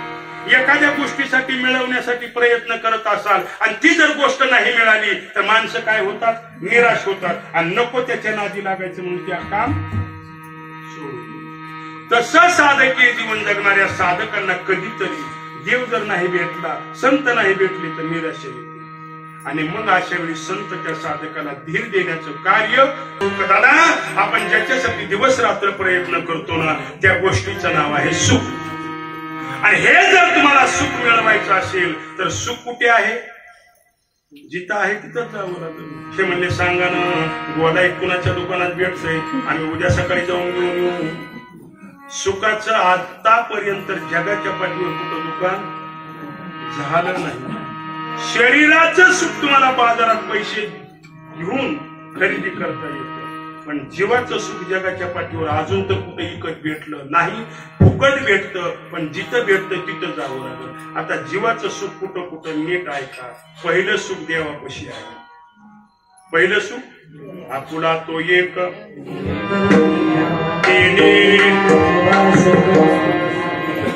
कुणाला सुख पाहिजे? जीवाला जर सुख पाहिजे असेल तर देव आपला करा. पहिलं सुख सांगितलं. सुख हे ठाई बहु पायी मनवुनी केला वास नाश त्या ठाया. तुका म्हणे माझे याची सर्व पाहिन श्रीमुख स्वैर्यात आहे. देवाचं स्वैर्यात आहे. देवाकडे सुख आहे आणि दुसरं सुख संताकडे आहे. म्हणून जिथं सुख आहे तिथं जा. तुम्हाला सुख पाहिजे ना, संताकडे जा. सुखाला तोटा नाही, भरपूर सुख आहे आणि रुपये खर्चाची गरज नाही. पहिला विश्वास ठेवा आणि त्यांची सेवा करा. आणि म्हणले हे करण्याच्या अगोदर जर आम्हाला कटाळा आला तर म्हणले अशा वेळी संत धीर देतात, त्याला त्या साधनेवर स्थिर राहण्यासाठी प्रोत्साहन देतात, त्याला ताकद देतात. भागलिये मज वाहतील करिये त्यांच्यानी जोडे सर्व सुख. सुख पाहिजे ना, संताकडे जा, साधनेवर स्थिर राहा. तुम्हाला कधीही संत त्या साधनेपासून ढळू देणार नाही, कधीही ढळू देणार नाही. म्हणून तुकोबाराय संत मला त्या संतांनी सांभाळलं. कसं सांभाळलं? जसं गाईचं आणि वासराचं नातं असतं ना, त्या गाईच्या आणि वासराच्या नात्यासारखं त्या संतांनी मला सांभाळलं. त्या गाईचं आणि वासराचं किती प्रेम असते नीट ऐकायला. 1000 गाई गोट्यात बांधा, किती 1000 गाई गोट्यात बांधा आणि पलीकडल्याकडला त्या वासराची आई बांधा आणि तिकडच्या कडून वासरू सोडा. ते 999 गाई सोडतय आणि डायरेक्ट आपल्या आईकडेच जाते. ते 999 गाईला बघत सुद्धा नाही, कारण तिकडून वासरानं हंबरला फोडला, तिकडून ते गाय हंबरते आणि बरोबर ती गाय त्या वासरू त्या गायीकडे जात. कारण एवढं प्रेम त्या गायीचं आणि वासराचं. गायीचं आणि वासराचं सांगतो कोणत्या? ते गावरान गायीचं. तुम्ही म्हणता जरशाचं, अजिबात त्याचं टेन्शन घेऊ. आणि ते जरशा गायीचं काही ते आरडताना त्याचा कार्यक्रम लय एकला. आणि म्हशीच्या वासराचा विषयच त्याच्या भानगडीत पडूच नका. एकच म्हैस असू द्या आणि तिची सखी आई असू द्या, पण सोडल्याबरोबर ते म्हशीकडे जात नाही. सोडणार त्याला धडक पहिली देत ही आईचं आहे काय की. जेव्हा त्यानं तोंडावर खटकन मारावं तेव्हा ते म्हणते रॉंग नंबर लागला, निघा. म्हशीचं कारण ते सगळ्यात मोठं आहे. अशावर कृपा झाली ज्ञानोबारायांची. कृपा लागते, कृपा कृपा. अशा रेड्यावर कृपा ज्ञानोबारायांची झाली आणि ज्ञानोबारायांची कृपा झाल्याबरोबर सगळ्यात मोठं प्राणी सुद्धा असं बोलू लागलं नाही. काय बोलला? वेद बोलला. म्हैशी पुत्रामुखी अहो श्रुती बोलू लागला तो वेद. पण कृपा कुणाची? ज्ञानोबारायांची कृपा झाली. खरं सांगू का, आपली बायकोला जर आपण पाणी दे म्हणलं तर ती म्हणते ते सणा कमा एवढा मोठा आहे ना, डोळ्यात काय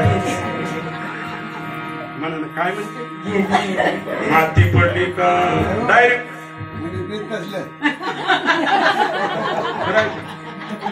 खरं आहे का? बरोबर आहे ना नक्की.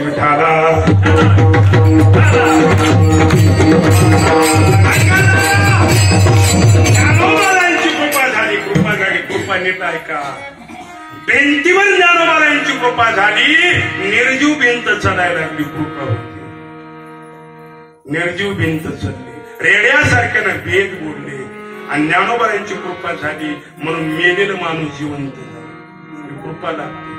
शेके 1272 तै टीका केली ज्ञानेश्वरी. सच्चिदानंद बाबा नरे लेखको झाला. कृपा लागते. आणि ज्ञानोबारायांची कृपा झाली म्हणून ज्ञानोबारायांनी स्त्रीचा पुरुष केला. होती स्त्री पण ज्ञानोबारायांची कृपा झाली म्हणून आपल्याला व्यवहारात सुद्धा बरेच वेळेस अनुभवाला येतो. महाराज काय सांगावं, आमचं खायला काही नव्हतं, खूप बिकट परिस्थिती होती, पण काय सांगावं त्या महात्म्यांची आमच्यावर कृपा झाली आणि आमचं वैभव त्या महात्म्यांच्या आशीर्वादाने निस्त्या एका शब्दामुळे. म्हणून कधी लक्षात ठेवा, संतांचा आणि महात्म्याचा शब्द म्हणजे काळ्या दगडावरची पांढरी रेष असते. देव सुद्धा ती पुसू शकत. एखाद्या वेळेस देव जर बोलला तर ते मागे मुली पाहत नाही बोलायला, पण संतांनी एकदा जर बोललं मग ते चांगलं असेल अथवा वाईट असेल. म्हणून माणसं म्हणते संन्याशापासून लय सावध असेल.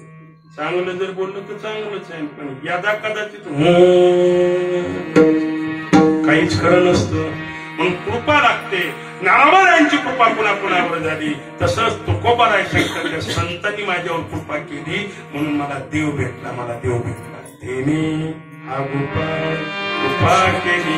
मी थकलो होतो, भागलो होतो, शिणलो होतो, पण मला देवाची कृपा झाली.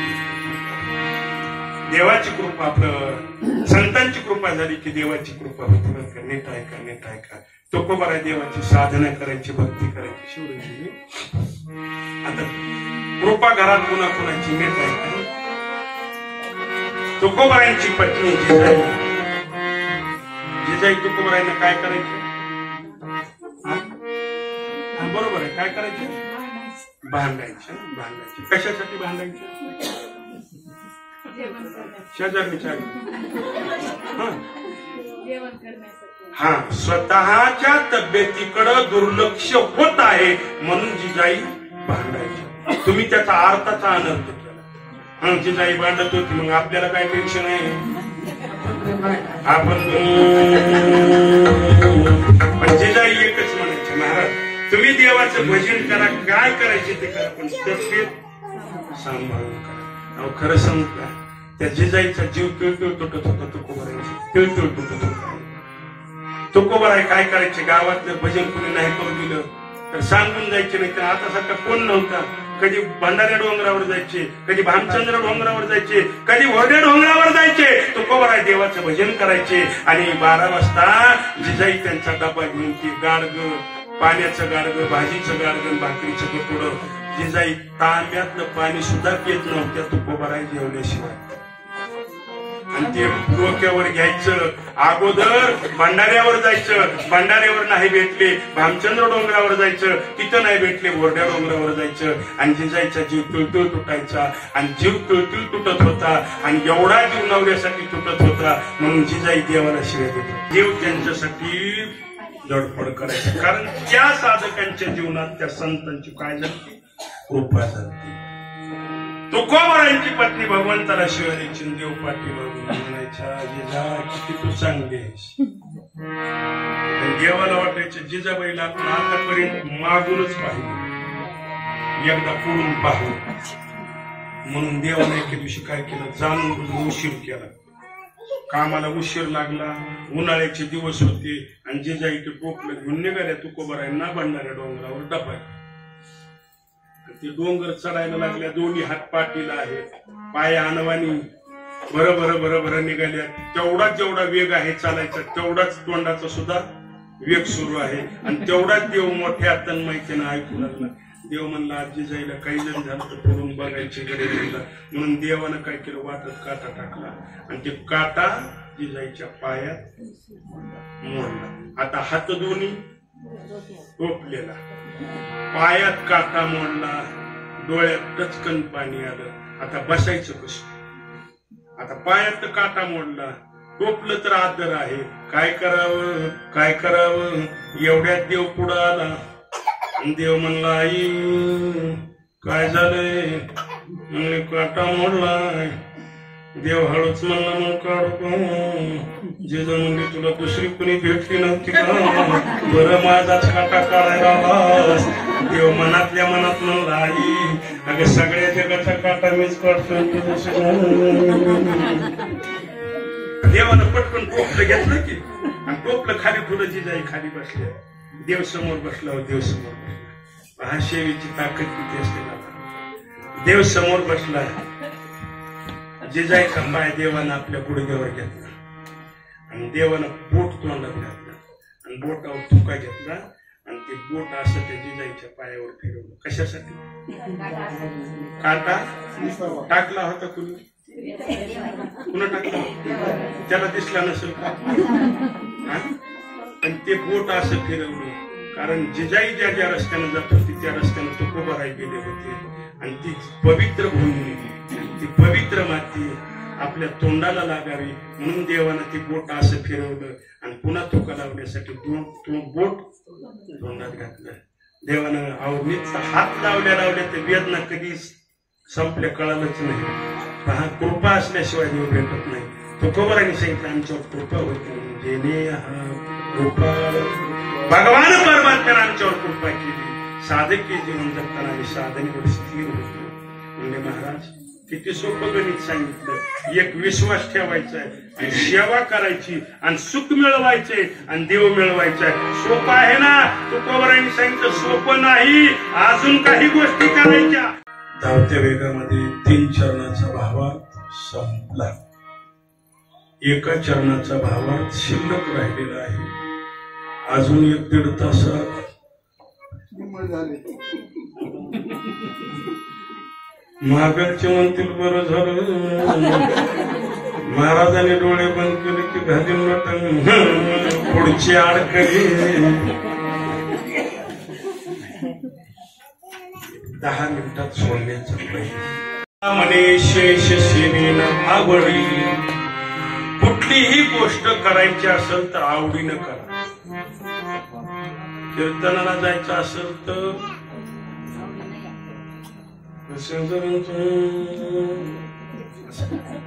कारण आवड खूप महत्वाची आहे. जिथं आवड आहे ना तिथं माणसाला काय होते, सवड भेटते. आणि देव आवडीशिवाय भेटत नाही. कारण देवाला काय आवडत आहे नीट ऐका. तुका म्हणे शेष सेवीन आवड खूप महत्वाची. आवड असायची बरं का. आवड म्हणून सांगितलं देवाला जे आवडते. काय आवडतंय? तुळशी माळ, गळा, गोपी, चंदन, टिळा, हृदय कळवळा वैष्णवांचा. तुकोबारांनी सांगितलं संतांच्या मुखातून जे शब्द बाहेर पडले ते प्रसाद म्हणून आम्ही आमच्या जीवनामध्ये स्वीकार केला. आता आणखी एक दृष्टांत सांगतो, लक्षात येईल. दुकानदाराकडून 25 रुपये देऊन जे खरेदी केलं त्याला म्हणतात नारळ. 20 रुपये दिले, 25 रुपये दिले, दुकानदारानं जर आपल्याला दिलं तर त्याला काय म्हणतात? नारळ. आणि ते जर महाराजाच्या हातून आपल्याकडे परत आलं तर प्रसाद. त्याला काय म्हणतात? त्याच्यात काय बदल झाला का? दुकानदारानं जे दिलं तेच नारळ कोण दिलंय? एखाद्या महात्म्यानं दिलं तर त्याला नारळ म्हणत नाही, त्याला काय म्हणतात? प्रसादाला. का? कारण दुकानदाराने व्यवहार केला, पैसे घेऊन जे दिलं ते नारळ आहे. पण महात्म्याचा त्याला स्पर्श झाला म्हणून त्याच्यात काय झालं? बदल झाला आणि त्याचा प्रसाद झाला. तसं संतांच्या मुखातले शब्द प्रसाद म्हणून आपल्या जीवनामध्ये त्याचा स्वीकार करा. प्रसाद म्हणून. आणि ते उभं कोणी सांगितलं म्हणून नाही, आवडीने. तुका म्हणे शेष सेवेने आवडी. आणि एखाद्याला जर वचन दिलं तर त्या वचनानुसार आपलं आचरण ठेवा. म्हणून आपल्याकडे एक म्हण आहे, बोले तैसा चाले आणि त्याची वंदावी. का डोक्याला म्हणले? कुणाला म्हणले? बाहुलाकडेच खूप महत्व आहे. असं बोलताना बोला की ते आपल्याला झेपावं आणि जसं बोललं तसं करावं बरं का. पण सगळ्या गोष्टी आवडीनं करा. कारण आवड आहे तिथं देव आहे. कारण देवाला तेवढंच आवडतंय. आता आज कार्तिकी आणि आजपासून काय सुरू झाले? पौर्णिमेपासून काय असते तेव्हा हे झाल्याशिवाय आपले होत नसते. म्हणा की मग मोठे तुळशीचे लग्न. आणि मग आता पुढं आता लोक काही निकावा करतात. धर्म आणि शास्त्र खूप महत्वाचं. धर्माच्या विरोधात अजिबात काही करू. तुम्ही म्हणता कुठं शास्त्र आणि कुठं धर्म. नीट ऐका. प्रभू रामचंद्राच्या लग्नाला काही सेकंद उशीर झाला तर 14 वर्ष वनवास भोगावा लागला. आपल्या जर लग्नाला तास 1.5 तास जर उशीर झाला, अक्षदा पडला, तेव्हापासून शेवटचे वनवासच वनवास. तिथे काढताना आपण पंचांग खूप महत्व आहे त्याला. आता आजपासून तुळशीच्या लग्नाला प्रारंभ झाला. त्या तुळशीची पवित्र माळ आणि एकादशीचं व्रत जे देवाला आवडतं. एकादशीचा जन्म आणि तुळशीची 2 मिनिटांमध्ये कथा आणि शिवेला पूर्ण करा. आज पवित्र एकादशी पर्वणी आहे, कार्तिक एकादशी. आणि एकादशीचा जन्म कसा झाला नीट ऐका. भगवान परमात्म्याचं आणि मूळ नावाच्या दैत्याचं युद्ध झालं. या युद्धामध्ये मूळ नावाचा दैत्य भगवंताला आटोपणार म्हणून देव रणांगणातून पळून गेला. थकला देव, भागला आणि एका गुहेमध्ये जाऊन देव झोपला. झोपल्याच्या नंतर तो दैत्य देवाला मारण्यासाठी त्या पाठलाग करत गुहेमध्ये आला. पण देव झोपला होता आणि देव पळत आल्यामुळे, देव थकल्यामुळे देवाचा श्वास असा जोरात चालू होता. आणि मग आता झोपलेल्या देवावर काहीतरी आघात तो दैत्य करणार म्हणून देवाच्या नाकातून एका स्त्रीचा जन्म झाला. पांढर शुभ्र वस्त्र परिधान केलेली होती आणि ती जन्माला आल्याबरोबर तिने आवाढव्य शरीर प्रगट केलं आणि त्या मोर नावाच्या दैत्यासोबत युद्ध केलं. पुढे तो दैत्य हरला, तिथून तो दैत्य पळून गेला आणि ही देवाची वाट बघू लागली. कधी देव जागे होतात आणि देव जागे झाले. देवानं पाहिलं पांढरं शुभ्र वस्त्र परिधान केलेलं आहे. विचारलं कोण आहे? ते म्हणजे कोण आहे मला काही माहिती नाही, पण तुम्हाला एक दैत्य मारायला आलता, त्याला मारण्यासाठी मी तुमच्या नाकातून जन्म झाला. भगवान परमात्म्यानं सांगितलं ठीक आहे, तुझा जन्म झाला, तू एकादशी म्हणून जन्माला येशील.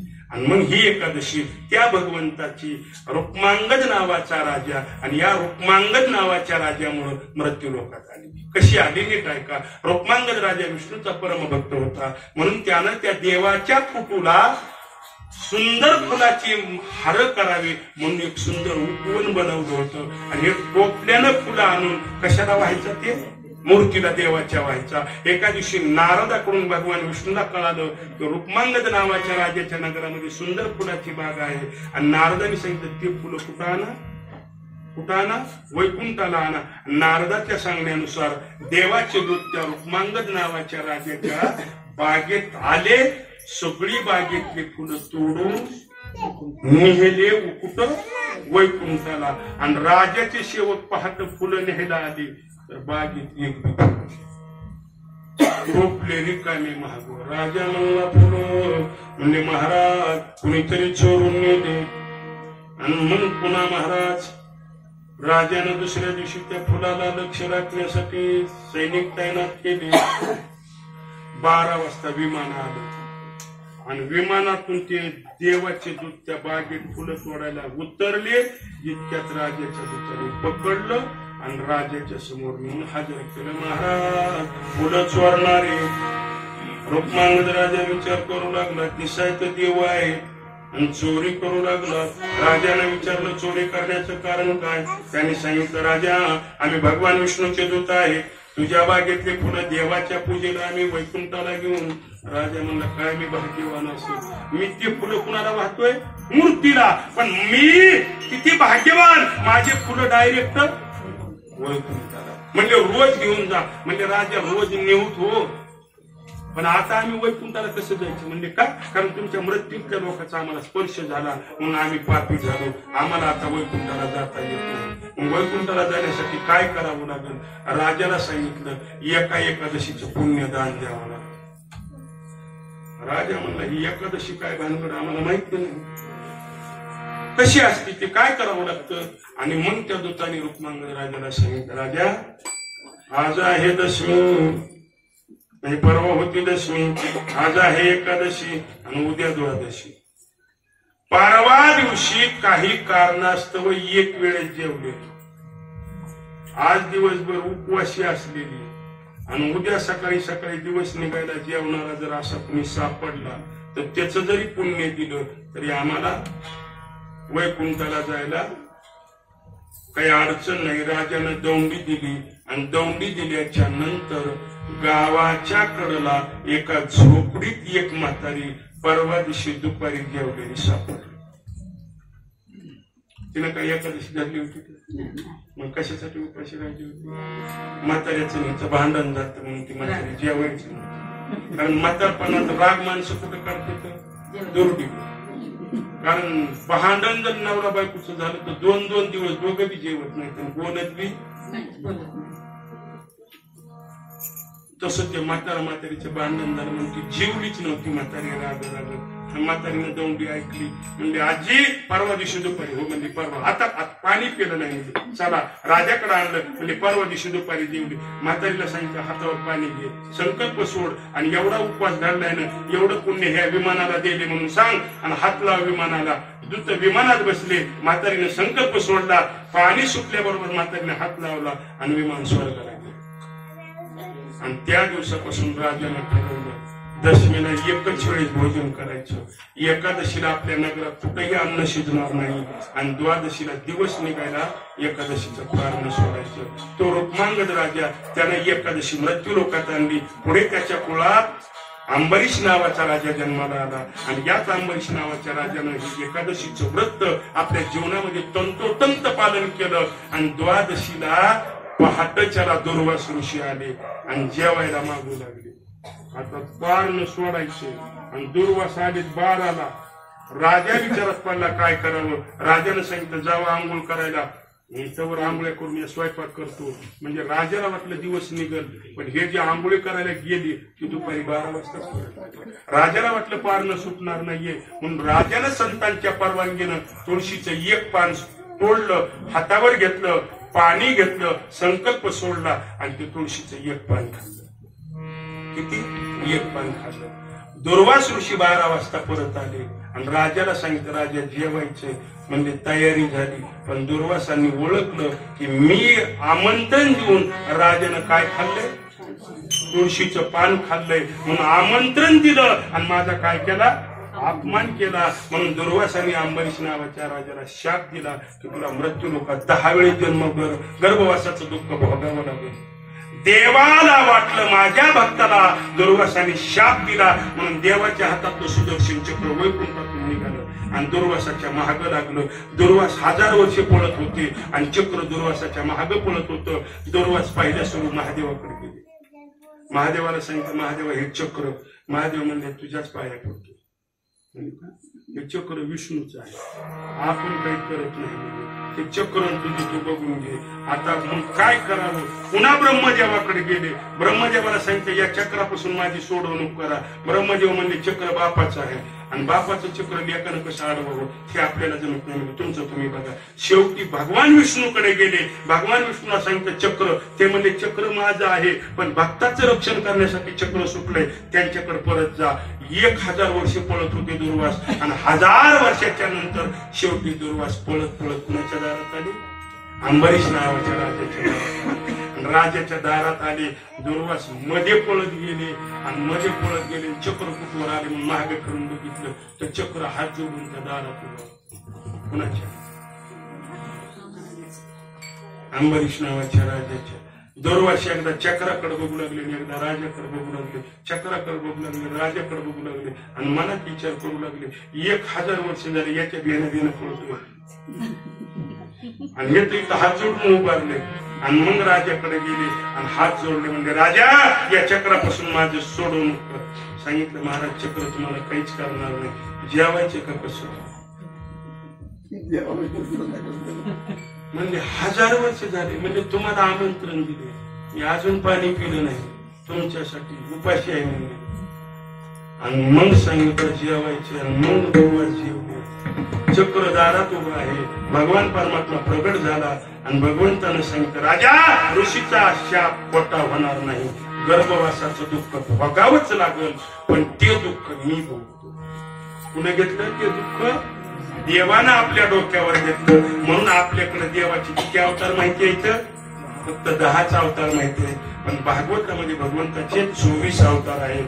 आपण फक्त 10च सांगतो, कारण हा अंबरीश नावाचा राजा आणि याच अंबरीश नावाच्या राजाला दुर्वासाने दिलेला शाप भगवान परमात्म्यानं कृपा केली आणि त्या अंबरीश राजाचा शाप देवानं आपल्या डोक्यावर घेतला आणि गर्भवासाचे दुःख देवानं स्वतः भोगले. एकादशी झाली. आता पवित्र तुळशी 2 मिनिटात आहे का? ही तुळशी कोण होती आणि तुळशीला एवढं महत्व का आलं? कारण तुळशी ही काळनेमी नावाच्या राक्षसाची मुलगी आहे, जिचं नाव वृंदा आहे.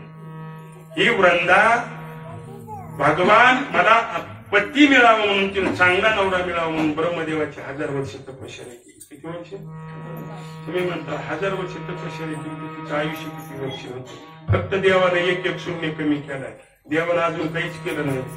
पहिल्या लोकांच्या एका आकड्याच्या पुढी बकळ बकळ शून्य होती. आता फक्त एका आकड्याच्या पुढी किती शून्य येते.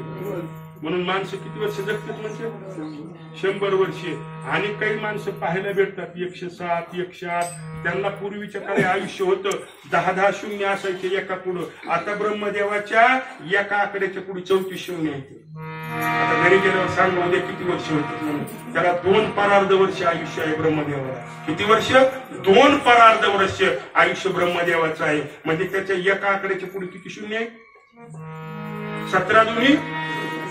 17 दोन्ही तेवढे शून्य येतं. मग तुम्ही म्हणाल मग आमच्या पुढे 10 का 2च का पुढे? जसं जसं माणसाची नियत बदलली तसं तसं देवाने 1 शून्य कमी केलंय. कोरोनामध्ये देवाची मीटिंग झाली, त्या मीटिंगला मी गेलो. कधी? कोरोनामध्ये. आणि देवानं सांगितलं महाराज इथून पुढे असा ठराव झाला की 1 शून्य कमी करायचं. आता 2 पडलं 1 कमी केलं किती वर्ष राहील? ऐका कळीचे पुढे माणसं ऐका आयुष्य जन्मले. चला तुळशी काळणी नावाची राक्षस ब्रह्मदेवाची 1000 वर्ष तपश्चर्या केली आणि त्याच मुलीचं लग्न समुद्राचा मुलगा जालिंदर याच्या सोबत झाला. पण ब्रह्मदेव प्रसन्न झाला त्यावेळेस वरदान मागून घेतलं होतं की मी कधीच विधवा होऊ नये. म्हणजे मी बी जगावून नाव ब्रह्मदेवाने सांगितलं तू विधवा होणार नाहीस पण जोपर्यंत पातिव्रत्य अखंड आहे तोपर्यंत. पुढे समुद्राचा मुलगा जालिंदराने या मृत्यू लोकांचा अत्याचार केला आणि भगवान विष्णूनं कपटानं जालिंदराचं रूप घेऊन वृंदेचं पातिव्रत्य भ्रष्ट केलं आणि त्या दिवशी जालिंदराचा मृत्यू झाला आणि वृंदेला कळालं की हा जालिंदर नसून भगवान विष्णू आहे. म्हणून तिनं देवाला शाप दिला. देवा तुम्ही कपटानं माझा घात केला म्हणून मी तुम्हाला शाप देते की तुम्ही दगड होऊन पडताल. भगवंतानं सांगितलं वृंदे जगाच्या कल्याणासाठी मी कृत्य केलं तुझा शाप मला भोगावाच लागल पण मी तुला आशीर्वाद देतो की तुझ्यासारखी महान पतिव्रता जगाच्या पाठीवर होणार नाही. म्हणजे मला कोण मानेल? देवानं सांगितलं जा मृत्यू लोकांमध्ये तुळस म्हणून जन्माला ये. म्हणजे मी तुळस म्हणून जन्माला येते पण माझ्या नावाचं काय? म्हणजे तुझं नाव अखंड राहील म्हणून आपण काय म्हणतो तुळशी ही वृंदा पहिली आणि देवाला आशीर्वाद दिला ती तुळशी. आणि मग देवाला म्हणले तुमचा शाप कसं? ते म्हणजे तुझ्या जवळच राहील. म्हणून उद्या कुणाचं लग्न असतं? शालिग्राम म्हणजे तो भगवान विष्णू आहे आणि ती वृंदा ही पवित्र तुळशीची माळ पवित्र भगवंताच्या गळ्यामध्ये आहे. ती पवित्र तुळशीची माळ आपल्या गळ्यात असावी. साधू संतांची सेवा असावी. आई वडिलांची सेवा असावी. त्यांच्या पाश्चात्य जे शास्त्रानं धर्मानं कर्म घालून दिले ते कर्म म्हणजे आजची पुण्यतिथी. कारण उद्या ज्या तिथीला आपला देह ठेवला त्या तिथीला त्या जीवाला आपल्या घरी येण्याचा अधिकार आहे. आणि जर त्यांच्याविषयी तर काहीच नाही सापडलं मिळालं तर ते जाताना तुम्हाला काही आशीर्वाद देणार नाही. आणि मग जर आपण चांगलं करून जर वाईट होईल आणि मग कुणाला तर दाखवलं तर आपण म्हणतात ते सांगतात की तुम्हाला पितृदोष काय झाला. आणि मग हे कुठं जाऊन काढावं लागतं? कुठं जाऊन? नाशिकला. त्याच्यापेक्षा घरीच आपल्या आपल्या स्थितीला त्यांना जीव घातलं त्यांच्या नावानं काही कर्म चांगले केले तर कशाला त्या दोषाच्या सामोरं जावं लागेल. आणि दुसरी महत्वाची गोष्ट ऋण फेडावं लागतं. ऋण ठेवून घेऊन चालत नाही.